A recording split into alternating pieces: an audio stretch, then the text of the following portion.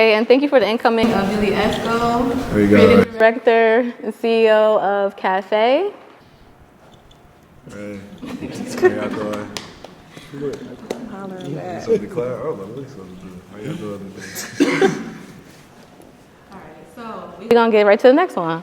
So I want to ask, what the difference between having standards and being a gold digger. I'm gonna give y'all an example. So, in your last few relationships, you were shooting in the gym with somebody. You decide for your next relationship, though, you want somebody already established. Is that considered being a gold digger, or is it having standards? Definitely having standards. I feel like you just stay in your lane. A lot of people don't stay in their lane. I feel like that's why we have a lot of divorce in our African American community. Just because, from what I see, I'm not married yet. I want to be, but I just feel like we don't date in our lane. We don't take the time to know people in our lane. You know what I'm saying? So it's like we dating people that I know people. The conversation is always 50-50. I'm gonna just talk about that real quick because I see that on Instagram a lot. But a lot of people have different opinions on it, and shoot, it's like. Again, like I said, we don't stay in our lane, so I'm gonna just keep it short because I don't want to talk a lot. I don't really, do it, but I just feel like we don't stay in our lane a lot, so I'm gonna just keep it at that. Okay. Be short. I say it's standards. Mm-hmm. I feel like people don't align when you're at different points in your life. Like you could grow with somebody, but you could keep growing and the other person isn't. And then you're like, okay, well, we're not aligning anymore, so that's not leaving someone because you're being a gold digger. You just need somebody that is aligning with you to grow with you. So I don't necessarily, it's different if you're like, I want this person to buy me a house and this and that, and you're just specifically looking for certain things. But I think if you want someone to match you, that's just a standard. Mm-hmm. Okay. I personally feel like, what was the question again?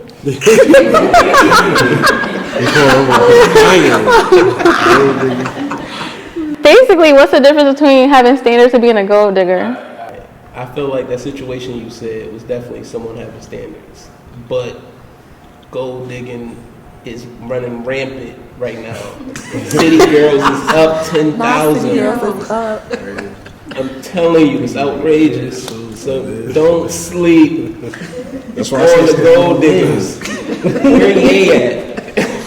Yeah, I do feel like it's a lot of gold diggers, but I feel like people be hiding imaginary gold. You don't be having the gold for people to dig. And you come into a situation and you are treating every woman like she trying to dig your gold that you haven't even got yet. You know what I'm saying? And it's one thing to be protective of your energy. It's another thing to just be paranoid and just honestly a woman hater at times. And I don't label that lightly, but I feel like it's on both sides. And I feel like it's a lot of women who's trying to dig gold and they don't got nothing. They don't even got the pots to put the gold in once they get it. Right. So I feel like it goes two ways. It's a difference. It's definitely a difference between having standards and digging for gold. But I don't feel like no woman, I'm just gonna say because I'm a woman, I can't speak for the men, need to be out here just being convinced you shouldn't be able to have a standard. That makes no sense to me. Can I ask a question? Would you sign a prenup with a man that had more money than you? No. You wouldn't? No. I think we talked about that last time. Absolutely not. You taking half? What you mean am I taking? We're not getting divorced. Oh, fuck that. Fine.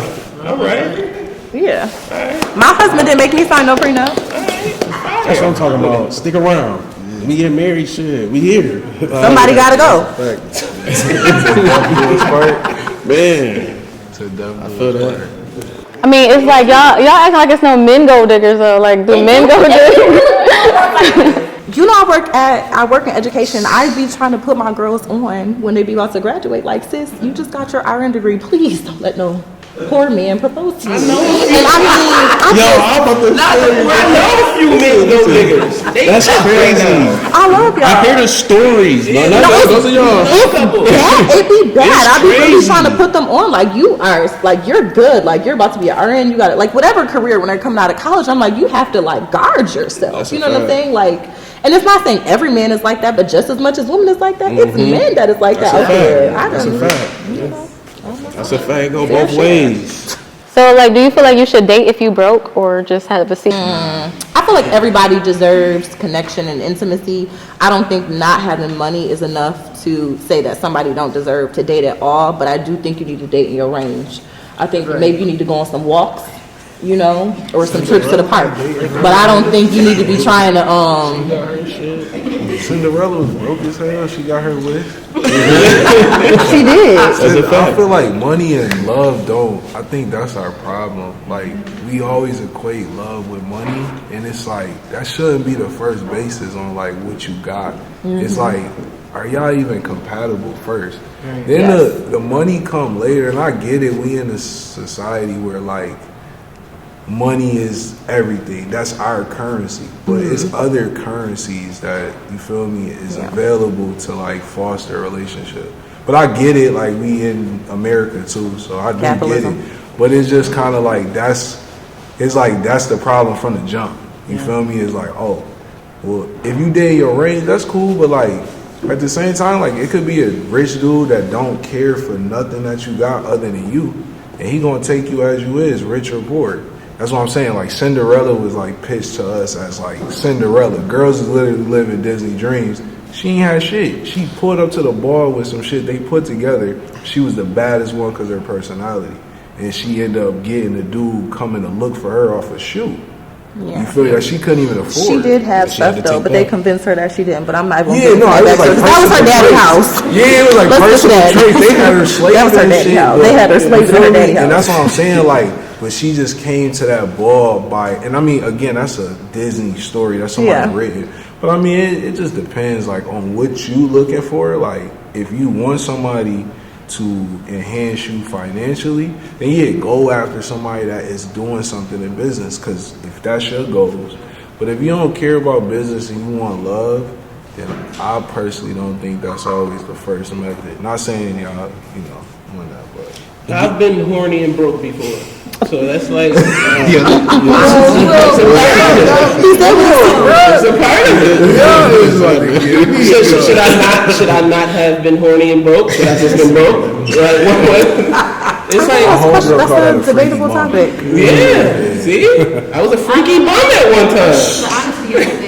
Yeah, but I feel like, so when I say what I was saying about like dating your range, I feel like sometimes as women, I'm not a man, so I can't necessarily talk about men's struggle, but as a woman, I definitely have had, you know, I've been a go-getter for years. And I definitely know that there was a space and time of like dating men who were not necessarily in the same, you know, space that I was in. And, you know, you'd be like, oh no, I'm going to love them for their personality and, you know, where they are in life. And I don't care what they have going on. But sometimes it can become a competitive spirit where like you can be trying to love someone, but they're not in a space that they can love themselves because of their situation, whether it's financial or poor mentality. When I'm talking about poor, I'm not just talking about finances. Some people are poor mentally. And if you are in a poor mental space and somebody else is in an enriched mental space, whether it's finances or not, they have stuff moving and going on, that can become a very toxic environment for people because you want people to be happy for you, but not everybody is able to do that. That's a fact. It'll drag you down. That's a fact. Again, that's why I said stay in your lane. Like I ain't wanna.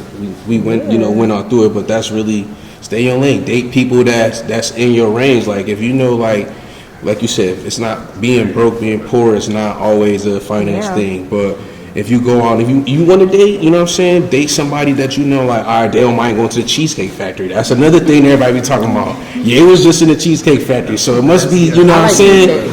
But that's just the topic though. So date somebody that don't mind going to Cheesecake Factory. If you want to go to Bella Child, date somebody that don't mind, you know what I'm saying. Stay in your lane and just find love find a person that you really love. And not, like you said, not for what they have, but you know what they could do for you. You know what I'm saying? Like I what think we they talked do about for that you. last time too. Like date people who like you. I have so many clients who come to me and I'm like, I feel like you're dating people who don't like you. That man don't like you. That lady don't like you. They may like the things that you can do for them or like the Absolutely. things That's what that you people do. put on the table, but they don't like you. And I feel like we weren't always taught. I can't speak for everyone, but not everyone was taught to date people who genuinely like you. That boy's being mean to you because he like you, baby. He don't like you, or he don't like himself. But whatever it is, get away. Right. Yeah. So true or false, love is sharing a password. Oh, gosh, tough. Oh, wow. Okay, can I say this? Okay, so love is sharing. I would just say if you in a relationship It shouldn't be no password. And it should just be that trust though. You know what I'm saying? Like it's just that too though. That too. You just gotta keep doing. You gotta keep doing the joint on you. You gotta just make sure. You know what I'm saying? I mean, if you got it locked, I guess if you got a passcode on your phone and you love your partner, you gonna share your passcode. It's not specifically love, but it's just I would say trust. I wouldn't say love. Okay. I just feel like it's an invasion of privacy. Okay. Okay. Not that it is about cheating or anything else. I just feel like with my group chat, you might take something in the group chat wrong and it turns into something when it was nothing. And it's just me and my friends talking shit. Like, I don't really want to go through anybody's phone. I never really was one of those people. I'm literally anybody I've ever dated, I've never gone through their phone. Because really, I think we know what's going on. We don't need the phone to show us anything. If you think something's happening, then you shouldn't even be in that situation. I feel like if I got to go through your phone, and I feel like that's something, even the urge for me to do, I probably don't need to be with you. That's right. So I just feel like that. I just want That's fast. I need my privacy.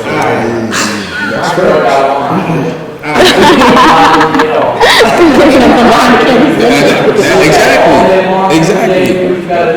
Yeah. Yeah, I don't think it's love. I think this generation's definition of love is very interesting to me. Sure. I don't think a password definitely defines that.